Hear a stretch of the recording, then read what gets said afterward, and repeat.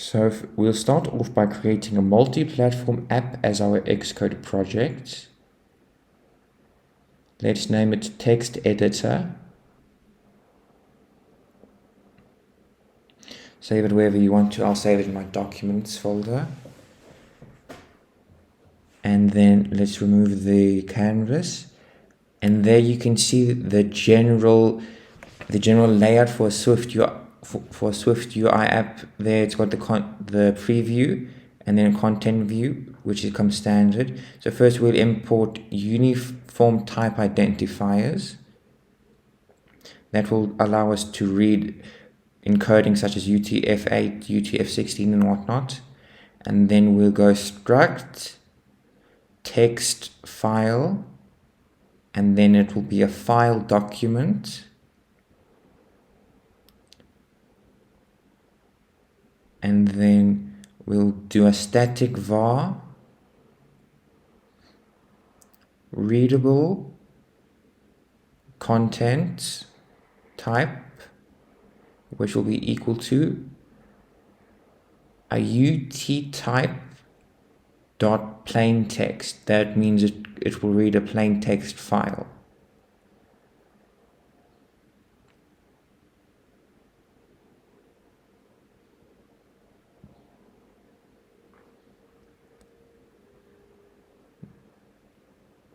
Next we'll create a variable text, and that will be equal to a string with no text within it.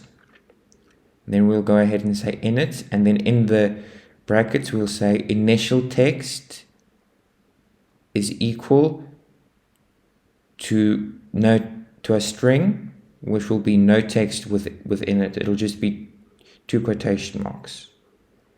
And then we'll go ahead, open parentheses, and then we'll say text is equal to initial text. And then we'll leave that, and then do another init inside the brackets, configuration, which will be read configuration.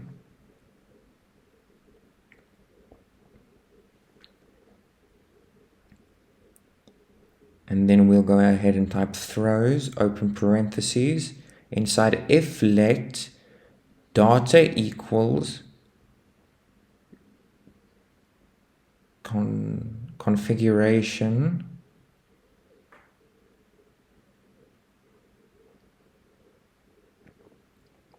dot file dot regular file contents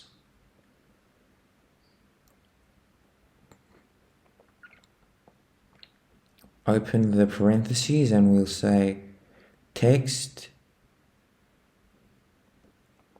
is equal to a string, open brackets, decoding data as UTF-8.self. And then we'll go ahead and create an else, which will say throw Cocoa error file read corrupt file. So that there will say this is our that will open the last document we opened, and remember that. And if it's a corrupt file or missing, it'll say this file cannot be accessed. And then we'll go ahead and create a function called file wrapper, and then in brackets we'll say configuration,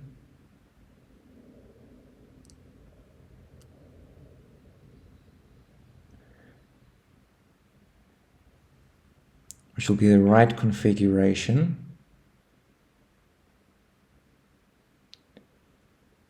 Oh wait, let's remove that in there. That'll work. And then we'll go ahead and open the parentheses. So the body of the function will be,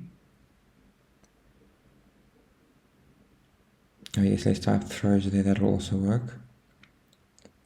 So then inside the function we'll say, okay, no, sorry, first we'll type throws, and then file wrapper, and then now the body of the function will be let data equal data, open bracket, text dot UTF-8, so UTF-8 encoding for our plain text file, and then we will return data, no, sorry, file wrapper, and then it will be a regular file with contents, data. So now we have our file document view, so that we can view and edit text files. And then in our content view, we'll create an add binding var document, which will be text file.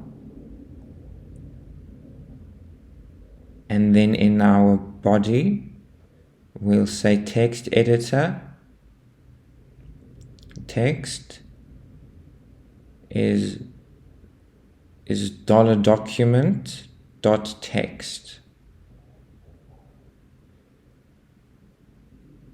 and then we'll go to the text editor app.swift file, and we will replace the window group with a document group, so document group, and then inside the brackets we'll say new document is text file, and then next to text file we'll open and close brackets, and then the close brackets for the document group, and then open parentheses, file in, and then they will say content view document file dot document. So now in the content view, let's comment out the preview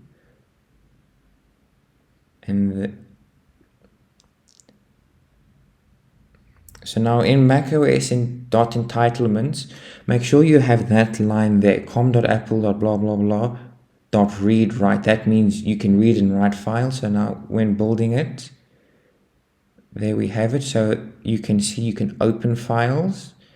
So there we've got a text document. You can see there's a text file, and you can edit it. So this file is edited. We can save it and close it, and then new. We can say this is a new text file, and then we can save it as other text file. We don't need to input the extension as it already does it for us. So there we can see other text file, plain text. It already creates a plain text file for us. We don't have to add .txt when saving the file. And now let's go back to the Xcode and go to info.plist for iOS, and then add a row that says support document browser. That means you can browse documents in iOS like you would in the Files app. So now let's go ahead and change to an iPhone 12 Pro. Let's build it, and then go to the simulator. Just let it load and get ready and start up.